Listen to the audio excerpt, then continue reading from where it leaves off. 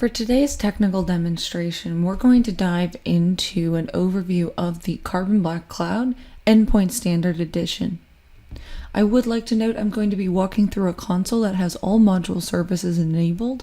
I will avoid some of the tabs here so that you are clear and understood around what is included in Endpoint Standard.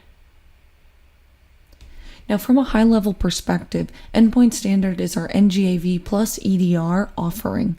This is a capability that can be brought to you and your team to make sure that you are able to level up beyond just antivirus, protect against advanced persistent threats, ransomware, zero-day attack instances, as well as educating your users around what is normal versus abnormal.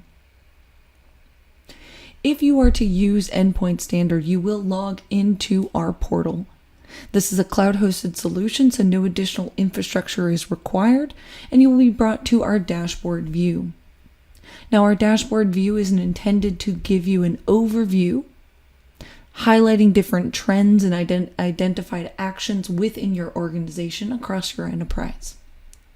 So we will roll up the different prevention activities that have taken place, as well as highlighting different trends resulting in these alerts here, so we can start to highlight anomalies that are occurring within your organization. All of this is exportable to a PDF or a CSV, so we can start to promote and provide reporting capabilities for you and your administrators to bring to the C-level executives as well. While that is downloading the report here, we can see that it downloads locally into my system. What we want to dig into is, with this data, how do we start to understand what type of malware we are preventing, what type of activity we are identifying as suspicious. And this will all roll up underneath alerts. Now, it's important to note with alerts, you can be notified in a multitude of different ways. This can be emailed to you so that you understand what activity is going on and be notified in near real time. We could also look at this in terms of Slack integrations and other ways of notifying you through integration partners as well.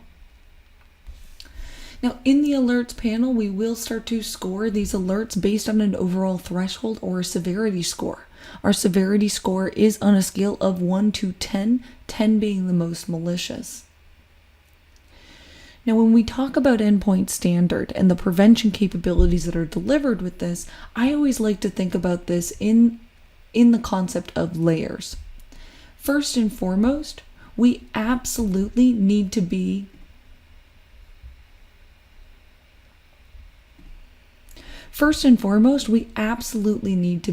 a malware replacement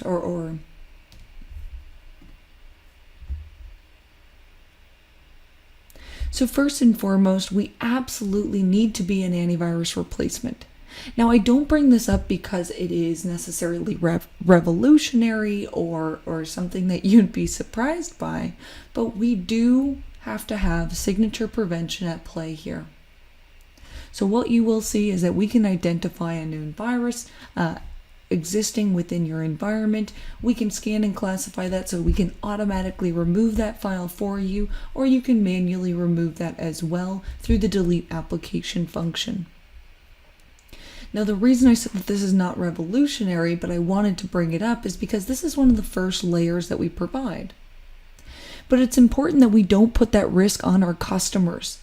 A lot of times when we move to NGAV solutions, the risk then becomes that NGAV solutions don't typically proactively scan to ensure that your environment is clean. Rather, they wait for it to execute. If you wait for malware to execute, you could run the risk of the cloud reputation services not coming back in time, your system being offline and not having access to that reputation either, and it may be not a part of that local DAP file. So we don't want to run the risk of miscategorization. So rather than putting that risk on you, the customer, we want to make sure that we can scan and classify files prior to allowing it to execute. So you'll see here on the left-hand side, there is no run symbol on this particular alert because this was something that we identified proactively, making sure that we can remove this from the environment and move the risk away from you, the customer. Now, this is only the first layer. What we've seen all industries and systems turn towards is machine learning. I always equate this back to our spam filter. Our email spam filter is effective at increasing our efficacy, catching some of those bad actors. So we need to build that into our system. Absolutely, even if it doesn't execute, we have machine learning components that can come in and play and say, hey, this is something that is not listed to something like VirusTotal, yet it still contains malicious code. This payload is not something that we trust, and we can scan and classify that file as a virus. Now, the reason I equate this to a spam filter is because of the machine learning, but it's important to understand that machine learning components are not foolproof. We know that spear phishing campaigns are the number one initial access technique that adversaries still use today. Why? Because they're beating those spam filters and that machine learning. So if we're increasing our efficacy net here by doing machine learning, we also need to build in another step and another plan. So we've got signature prevention, we have machine learning. What we then want to be able to turn to is scripting prevention prior to allowing it to execute. What we have built out is a native AMSI integration that empowers zero-touch prevention. So in the case of SolarWinds and some of these more advanced breaches, what we were able to do is leverage our threat research team, push out preventions automatically to our customers with no end user interaction.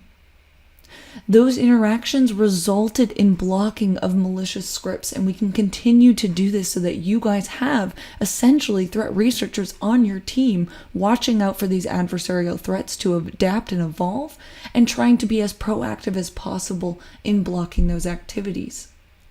So what I'm highlighting here is a block of this ryuk.ps1 file, which is recognized as a trusted application because it is PowerShell. But because we have this zero-touch prevention capability, we are able to assess that this would destroy data, right? Ransomware, encryption, mining, and we don't want to allow this to execute. So you'll notice that this does not have a run symbol. We have a policy applied, and this is due to our advanced AMSI scripting prevention that is empowered through our zero-touch prevention capabilities. But still, we need an additional plan. More layers, the more we can increase our security posture. So beyond this, what we then need to be able to go in and assess is what happens if we do allow something to execute? Where can we start to assess behavioral analytics? How does that look within my environment and my organization? And this is where we'll dive into the next layer that's involved or available within Endpoint Standard. Now we're in our alert triage page. This is where we can get a visual depiction of the attack instance and graphically navigate this particular threat. So here what we'll be able to see is on the bottom we've got a traditional spear phishing campaign where we have Outlook invoking this trickbot.m. We can see that this is recognized as known malware and it does shut down that process. But where behavioral indicators start to come into play is when we're starting to leverage something like a trusted binary to execute within our environment. Just because the binary is trusted does not mean that adversaries cannot manipulate it for malicious intent. And we know that to be true with PowerShell more than any other application, but there are other trusted applications out there that can bypass those traditional scanning solutions. So what we now need to be able to go in and assess and say, okay, if PowerShell is running within my organization, is it doing something that is nefarious?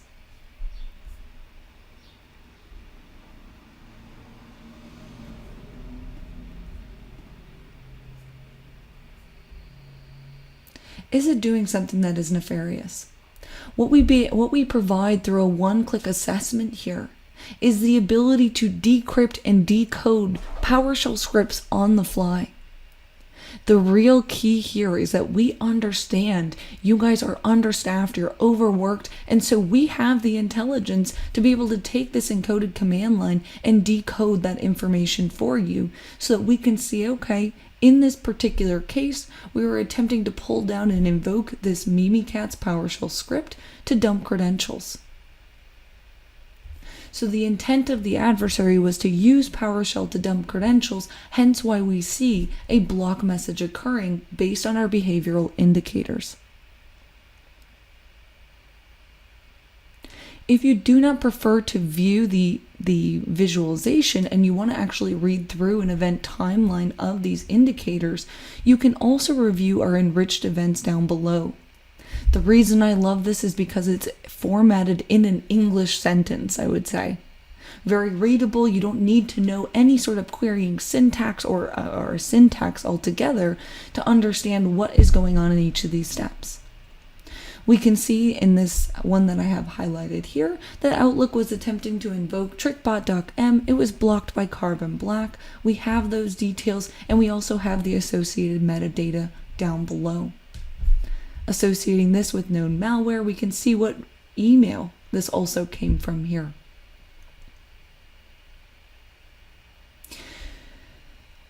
Beyond this,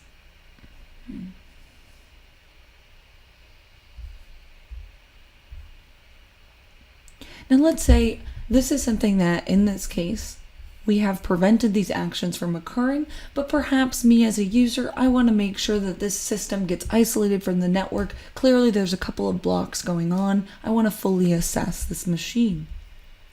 What you can do is you can go in and one-click quarantine this asset. So this will isolate it from the network, cutting all TCP and UDP traffic and maintaining a touch point through our back end to ensure communications can still continue. We absolutely have the capability to one-click remove these files, review them in VirusTotal as well. But what we also have is this Go Live capability. By clicking in on Go Live here, what we will be exposed to is a remote console that allows us to touch that endpoint so we can start to perform remediation actions and kill active and open processes from running within our environment. So if we wanted to do a simple PS here in our environment to kill off these processes, I can see that in this case I still have a PowerShell instance running. Perhaps I want to shut down PowerShell altogether. You can run a kill switch here. You can also pull back information. So let me clear this out. Let's run help again. So what you can do is we can go in and delete specific files. We can kill active and open processes. We can also get files off that endpoint if I wanted to review something for further analysis. Or use the powerful execfg to start running and executing and pulling back information that wouldn't otherwise be possible with some of these simple commands here. If you wanted to do something like execfg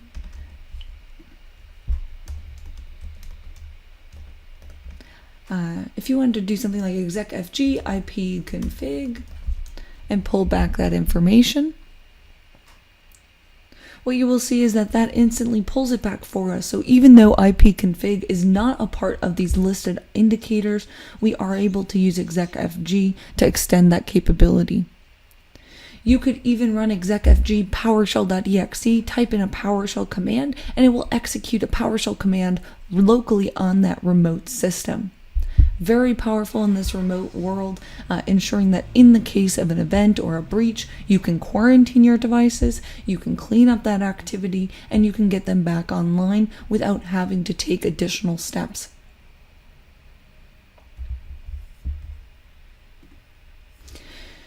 Now we talked about the layers of prevention, right? We have signature, we have machine learning, we have zero-touch prevention through scripting prevention.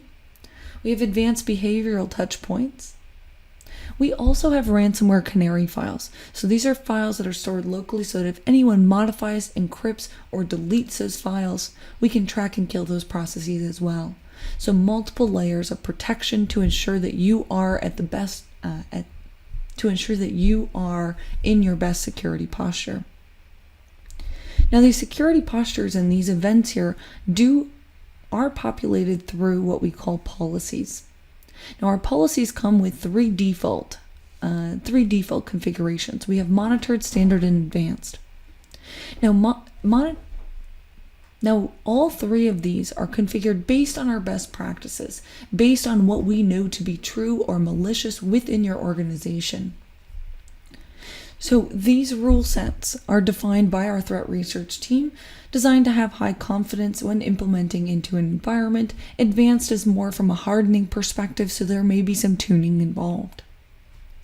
Once this is up and running, what you can start to do is start to extend beyond just blocking known bad, right? We can see all of these different indicators. If we have something in our environment that does not otherwise have a reputation, we can block those actions from occurring based on certain behaviors.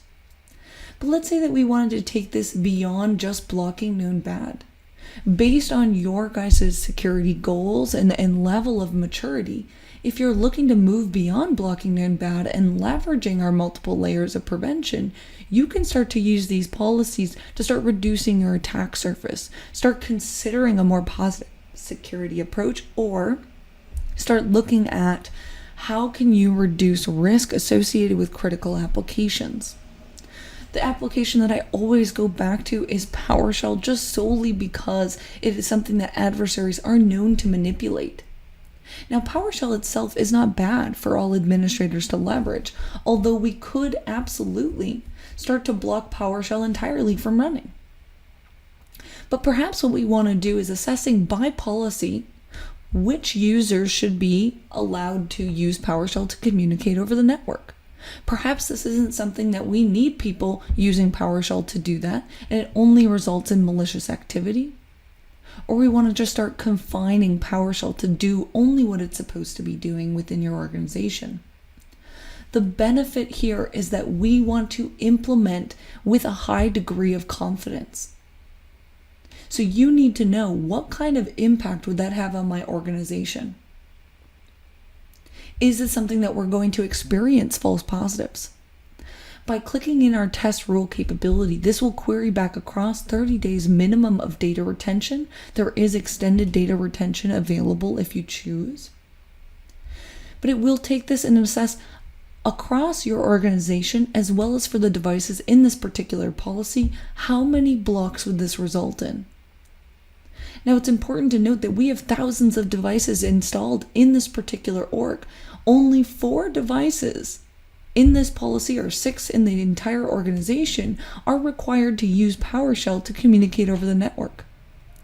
This is something that we could put them into another policy, build in exceptions or exclusions for them, and then block it for our entire organization overall, so that if an adversary gains access to our environment, they are not using PowerShell for nefarious activity outside of what is limited here. Now, taking this one step further, you may say, hey, is this even necessary for these 4 devices? Or is this resulting in malicious activity? By clicking in on this one query string here, we will be brought to our Enriched Events page to search back across a month of data to say, hey, how often has this occurred? On which devices has this occurred as well? So we can very simplistically sort our view based on what is appropriate for the information I need.